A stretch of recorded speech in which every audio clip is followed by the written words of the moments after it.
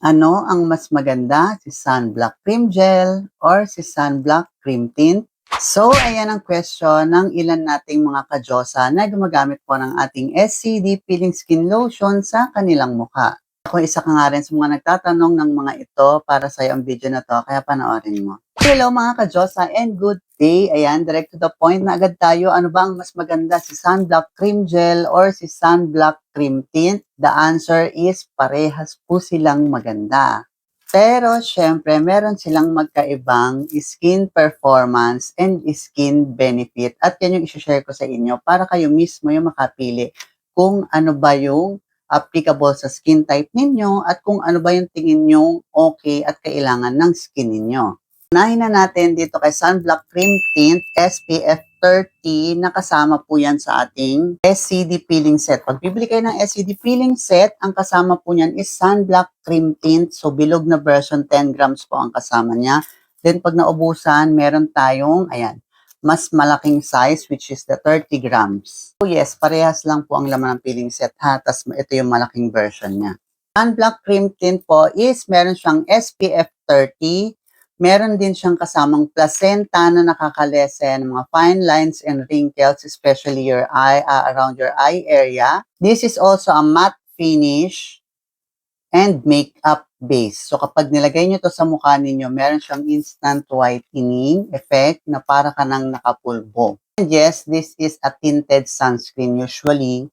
This is very advisable, lalo na doon sa may mga pekas and melasma. Ang advisable sa inyong mga sunscreen or facial sunscreen ay yung mga tinted sunscreen po.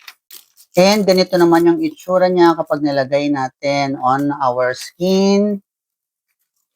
Ayan, for your preference. Ganyan yung kanyang itsura. And then kapag kinalat mo siya, meron niyang instant whitening, okay? And may pagka-pinkish white siya. Ayan, ganyan siya. Ito yung before, ito yung after. So, kontian nyo lang kung gusto niyo, pwede nyo yung tansyahin. It is buildable naman and easy to blend. Okay, hindi naman yan agad magmamatify. Lipat naman tayo kay SCD Sunblock Cream Gel. This one naman is a cream gel. This is SPF 45. So, mas mataas siya kay Cream Tint. Si Cream Tint 30, this is SPF 45. This is a water-based sunscreen. This is also a whitening and moisturizing sunscreen. And wala siyang white cast. Okay? Wala siyang white cast. So, magkaiba sila. Yung iba kasi gusto yung may mga tinted sunscreen, para na nakapulbo, may mga brightening effect. Go with Sunblock Cream Tint. Then this one, kapag ayaw ng may white cast, meron din tayo. And then meron na nga siyang moisturizing and whitening content. At the same time, magpo-protectionan yung skin niyo kasi meron na siyang SPF 45. So, ganito naman ang itsura niya kapag pinahid ninyo. Ayan. So, this one naman, wala siyang brightening effect or this is not a tinted. Pero, kapag nilagay mo siya sa skin mo, meron siyang glass skin effect naman. Papakita ko sa inyo, i-blend ko lang muna siya, ha? So, ayan. Yan na yung itsura niya. Hindi ko lang pakita nyo na para siyang medyo kumikinang. So, ayan. Nakaka-glass skin naman ang itsura nitong isa kasi nga this is also a water base. So para ka naglagay ng moisturizer din. And may moisturizing nga siya. Ano ba? At ayan lang naman ang pinagkaiba ng ating dalawang sunscreen from SCD. So kayo yung mamili ko ano yung tingin ninyong kailangan ng skin type ninyo or gusto ninyong gamitin.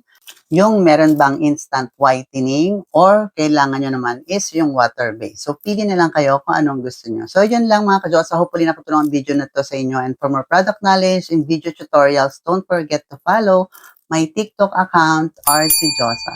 Yun lang. Bye-bye.